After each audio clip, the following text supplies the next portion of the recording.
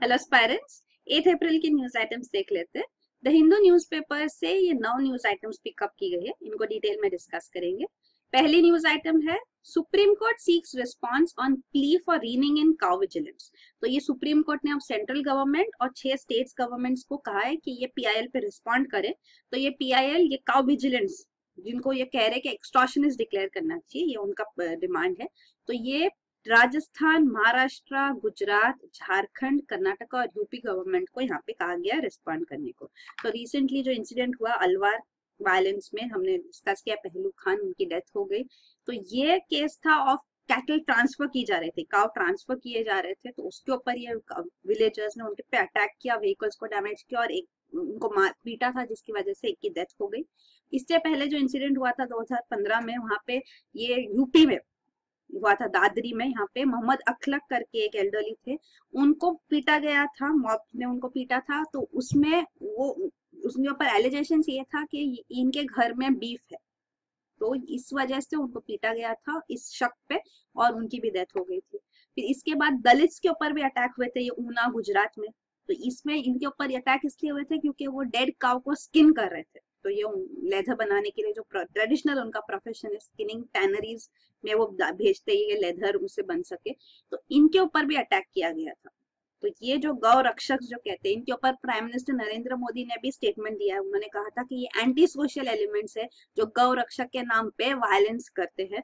तो इन ये social fabric है सोसाइटी का, उसको खराब कर रहे, बिगाड़ रहे। तो उनके ऊपर इन्होंने भी, प्राइम मिनिस्टर ने भी बात कर चुकी है। तो अब ये जो है पीआईएल, ये पीआईएल कह रहा है कि ये सब जो काउ विजिलेंट ग्रुप से, इनके ऊपर एक्शन लेना चाहिए आईपीसी के अंदर भी, और even SC and ST prevention of atrocities act जो है 1989 का, क्योंकि दलित के अगेंस्ट ये अटैक्स हो रहे हैं, इसीलिए इसके अगेंस्ट, इसके अंदर भी उनके ऊपर प्रोसिक्यूशन होना चाहिए।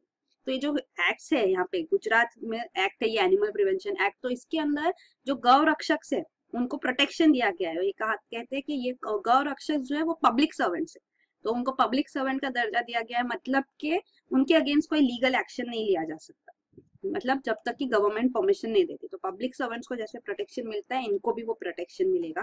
तो ये प्रोविजन लाया गया। इवन रूल्स अमेंडमेंट जो हुआ है गुजरात में, उसके अंदर जो गौशाला में काम करते हैं उनको भी ये ऑथोराइज पर्सन कहा गया है इन रूल्स के अंदर, कि ये भी ऑथोराइज पर्सन है जिनको ये प्रोटेक्शन दिया जाएगा। और सिमिलरली महाराष्ट्र और कर्नाटका के एक्ट में भी ऐसे प्रोविजन है। तो इसीलिए यहाँ पे डिमांड किया जा रहा है कि एक्शन लेना चाहिए, और स्टेट गवर्नमेंट से रिस्पॉन्स सुप्रीम कोर्ट अब मांग रही है। फिर अगला न्यूज आइटम है US joins Syrian war bombs base. तो ये सीरियन गवर्नमेंट जो है, बशर अल असद गवर्नमेंट, उनके अगेंस्ट प्रोटेस्ट हुए, सीरियन अपोजिशन ग्रुप वहां पे जो एस्टेब्लिश हुई, उनको यूएसए ने पहले आउटसाइड सपोर्ट दिया था, मतलब उनको सपोर्ट कर रहे थे, लेकिन यूएस ने खुद मिलिट्री इंटरवेंशन नहीं किया। लेकिन अब वो हुआ है। तो बराक ओबामा ने ये नहीं किया था। इवन तब यूएस प्रेसिडेंट जो प्रेजेंटली डोनाल्ड ट्रंप है, उन्होंने भी कहा था कि ये सीरियन सिविल वॉर में वो यूएस इन्वॉल्वमेंट नहीं चाहते। लेकिन अब इन्होंने ऑर्डर किया, उन्होंने कहा tonight I order targeted military strike. तो ये हुआ था रिसेंटली, हमने जो डिस्कस किया, केमिकल अटैक्स हुए थे सीरिया में। तो ये केमिकल अटैक जहां से हुआ है, उस जगह पे ये मिसाइल्स लॉन्च की गई। तो ये है टोमाहॉक क्रूज मिसाइल्स। तो ये लॉन्च की गई वॉरशिप से, मेडिटेरेनियन सी से, शेरात एयरबेस पे, जहां से ये कहा जा रहा है कि यहाँ से केमिकल अटैक्स हुए थे, यहाँ से लॉन्च किए गए थे। तो अब यूएस भी मिलिट्री इंटरवेंशन किया उन्होंने सीरियन सिविल वॉर में। तो ये न्यूज है। फिर अगला न्यूज आइटम है PM focus on providing affordable health care. तो प्राइम मिनिस्टर नरेंद्र मोदी ने भी वर्ल्ड हेल्थ डे जो था कल अप्रैल 7 को, तो उन्होंने तभी कहा कि फ्री हेल्थ ड्रग्स और डायग्नोस्टिक इनिशिएटिव्स लॉन्च किए जा रहे हैं कि हेल्थ केयर अफोर्डेबल हो, सब लोग के पहुंच में हो, इसीलिए इनिशिएटिव्स लिए जा रहे हैं। इवन हेल्थ मिनिस्टर ने कहा कि हम पब्लिक हेल्थ सेंटर्स और बना रहे, स्ट्रेंथन कर रहे हैं, और जो अभी भी सब सेंटर्स हैं उनको वेलनेस सेंटर्स में ट्रांसफॉर्म करके उनको एम्पावर कर रहे हैं। तो स्टेप्स लिए जा रहे हैं अफोर्डेबल हेल्थ केयर लाने के लिए। फिर अगला है High courts told to appoint independent public prosecutors in POCSO courts. तो POCSO है protection of children from sexual offences act. तो ये 2012 का एक्ट है।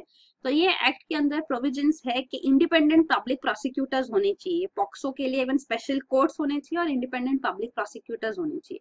तो ये अब तक अपॉइंट नहीं हुए सारे स्टेट्स के लिए, तो इसीलिए सुप्रीम कोर्ट ने अब हाई कोर्ट को डायरेक्ट किया है कि ये independent public prosecutors POCSO court में अपॉइंट किए जाए। तो यहाँ पे जो प्रोविजन है ये एक्ट के अंदर, तो उसमें ये है कि चाइल्ड फ्रेंडली एनवायरनमेंट होना चाहिए, पॉक्सो स्पेशल कोर्ट्स होने चाहिए ताकि विक्टिम्स को ज्यादा हेरासमेंट ना हो। तो ये प्रोविजन है। इवन इसके अंदर प्रोविजन है कि एटलीस्ट 1 स्पेशल कोर्ट होना चाहिए हर डिस्ट्रिक्ट में, पर इंडिया में 675 डिस्ट्रिक्ट्स में से सिर्फ 604 स्पेशल कोर्ट्स है। तो ये भी अभी तक फुल्ली इम्प्लीमेंट नहीं किए गए प्रोविजंस। और ये पॉक्सो एक्ट एस्टैब्लिश इसीलिए किया गया था क्योंकि सेक्सुअल ऑफेंसेस के अगेंस्ट प्रोविजंस तो थे आईपीसी में, पर वो स्टैंडर्ड प्रोविजंस थे, means there is no distinction कि एडल्ट है कि चाइल्ड है जिसके अगेंस्ट ये सेक्सुअल ऑफेंस किया गया है, उसमें डिस्टिंक्शन नहीं था।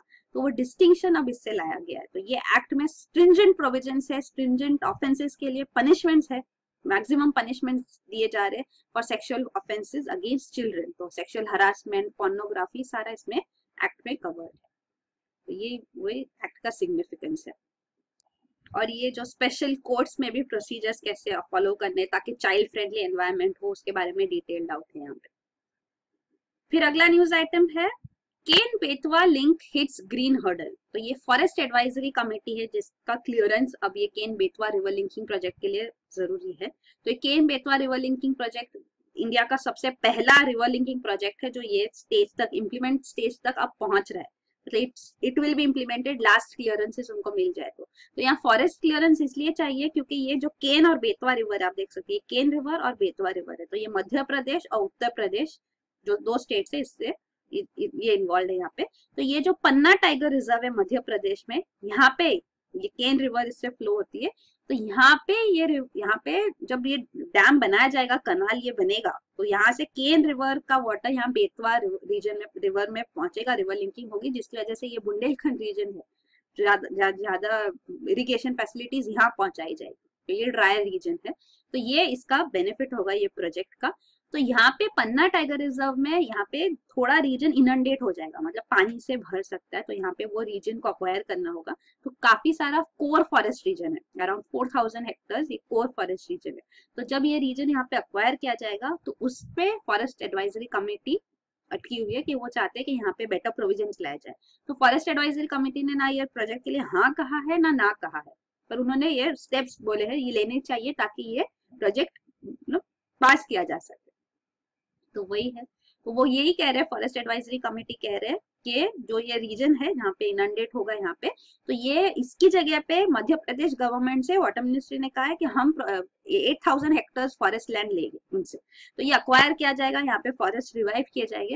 लेकिन फॉरेस्ट एडवाइजरी कमेटी कह रही है कि ये लैंड सफिशिएंट नहीं है क्योंकि ये फ्रेगमेंटेड लैंड है, टुकड़ों टुकड़ों में लैंड है। तो ये फ्रेगमेंटेड लैंड में टाइगर हैबिटेट रिवाइव नहीं किया जा सकता, उसके लिए कंटीजियस लैंड चाहिए, मतलब एक साथ पूरी साथ में इतना जगह हो। तो उसके लिए उनको या तो प्राइवेट या रेवेन्यू लैंड अक्वायर करना होगा, पर ये है टाइम कंज्यूमिंग प्रोसेस भी होगा और कॉस्टली भी होगा। तो अब वही है फॉरेस्ट एडवाइजरी कमेटी, ये मिनिस्ट्री ऑफ एनवायरनमेंट के अंदर फंक्शन करती है। तो अब इसका क्या रिस्पॉन्स होगा, अब तक रिस्पॉन्स नहीं आया है, मतलब रिजेक्ट भी नहीं किया और एक्सेप्ट भी नहीं किया। तो इस पे ये प्रोजेक्ट अब अटका हुआ है। तो ये सारे जो है रिवर लिंकिंग प्रोजेक्ट्स इंडिया में जो प्रपोज किए गए हैं, तो 2 कंपोनेंट्स है इसमें, पेनिनसुलर रिवर्स के लिए जो लिंकिंग प्रोजेक्ट्स और हिमालयन रिवर्स के लिए। तो अब तक ये जो है पहला प्रोजेक्ट है Ken Betwa linking project, UP MP जिसमें इन्वॉल्व है, तो जो इम्प्लीमेंटेशन स्टेज पे ऑन ग्राउंड पहुंचा है। बाकी सब में अभी तक डिटेल प्रोजेक्ट रिपोर्ट्स वगैरह बनी है, वो भी 2 प्रोजेक्ट्स है यहाँ देख सकते हैं आप, जैसे कहा गया कि यहाँ पे डिटेल प्रोजेक्ट रिपोर्ट्स भी बनाई गई है। तो अब स्टेप्स लिए जाएंगे। फिर अगला न्यूज आइटम है 1.37 लाख करोड़ टैक्स इवेजन। तो ये लॉ ऑफ एनफोर्समेंट एजेंसीज कह रही है कि हमने इतना टैक्स इवेजन डिटेक्ट किया है और क्रिमिनल प्रोसिक्यूशन केसेस अब लॉन्च किए गए हैं इन द लास्ट 3 इयर्स। तो ये central board of direct taxes का स्टेटमेंट है। इवन एनफोर्समेंट डायरेक्टरेट, ये जो है ये लॉ एनफोर्समेंट एजेंसी है फॉर इकोनॉमिक ऑफेंसेस। तो इन्होंने भी कहा है कि एंटी मनी लैंडरिंग ऑपरेशंस उन्होंने इंटेंसिफाई किया है। इन्होंने भी सर्चेज और अरेस्ट किए, काफी सारी प्रॉपर्टीज अटैच की है। तो बेनामी प्रॉपर्टीज होती है, तो बेनामी प्रॉपर्टीज मतलब जो जिसके नाम पे यह प्रॉपर्टी है वो कहते हैं कि वो हम उनको अवेयरनेस ही नहीं होती कि उनके नाम पे कोई प्रॉपर्टी है। और कुछ लोग होते हैं जिनके पास इतनी कैपेसिटी नहीं होती कि वो खरीद सके, पर उनके नाम पे प्रॉपर्टी होती है, जैसे ड्राइवर्स वगैरह। तो रिच पीपल ऐसे करते हैं, तो ये बेनामी प्रॉपर्टीज भी अटैच की जाती है। तो ये एनफोर्समेंट डायरेक्टरेट वही कह रहे हैं कि ये सारे स्टेप्स अब लिए जा रहे हैं टैक्स इवेजन को और मनी लॉन्ड्रिंग को हॉल्ट करने के लिए। तो ये एनफोर्समेंट डायरेक्टरेट भी बनाई गई थी इन 1956। तो ये department of revenue, ministry of finance के अंदर फंक्शन करती है। इकोनॉमिक इंटेलिजेंस एजेंसी है to fight economic crimes in India. तो ये पहले जो इनिशियली इनको फंक्शन दिया गया था वो एक्सचेंज कंट्रोल लॉज वायलेशन को हैंडल करने के लिए, तो फेरा एक्ट था। अब ये फेरा एक्ट भी FEMA, foreign exchange management act से रिप्लेस किया गया, तो उसके अंदर उनको मेजर पावर्स दिए गए थे फंक्शन करने के लिए। तो ये इकोनॉमिक इंटेलिजेंस एजेंसी है, लॉ एनफोर्समेंट एजेंसी। फिर अगला न्यूज आइटम है turning cow dung into tableware. तो ये इटली में एक शिट म्यूजियम है, तो यहाँ पे ये मर्डा कॉट्टा बनाया गया है। तो मर्डा कॉट्टा नाम दिया गया है टेराकोटा पे, जो अर्थनवेयर पहले जो एंशिएंट टाइम्स में होते थे क्ले बेस्ड, तो अभी भी यूज किए जाते हैं। तो ये उनके नाम पे ये मर्डा कॉट्टा करके सोफिस्टिकेटेड ये वेयर्स बनाए गए हैं, मतलब प्लेट्स वगैरह इस पे बनाए गए, यूटेंसिल्स जैसे आप देख रहे हैं। तो ये बनाया गया है फ्रॉम काउडंग।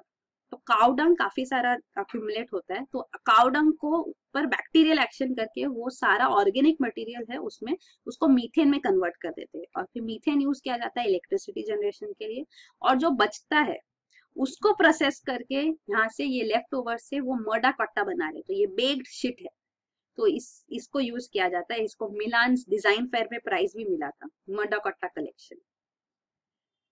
फिर अगला न्यूज आइटम है study finds night owl gene variant. तो ये है रिसर्चर्स यूएस में, उन्होंने फाइंड किया है कि ये क्राइवन जीन है। तो क्राइवन जीन में जब वेरिएशन होता है, म्यूटेशन होता है, वो एसोसिएटेड है ये डीएसपीडी से, डिलेड स्लीप फेज डिसऑर्डर। तो ये लोगों को उन्होंने उसके ऊपर रिसर्च किया और देखा कि इन सारे पेशेंट्स में ये म्यूटेशन है क्राइवन जीन में।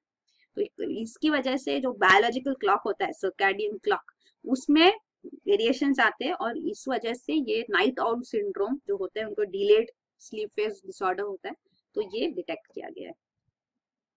फिर लास्ट न्यूज आइटम है Google ads fact check to search results. तो ये गूगल का एक नया एडिशन है, एक नया टैग आएगा। तो जब सर्चेस किए जाएंगे ग्लोबली, सर्च रिजल्ट जो आएंगे उनमें ये एक टैग होगा साथ में कि ये न्यूज है जो वो ट्रू है कि फॉल्स है, मोस्टली ट्रू है वगैरह, ऐसे टैग आएंगे।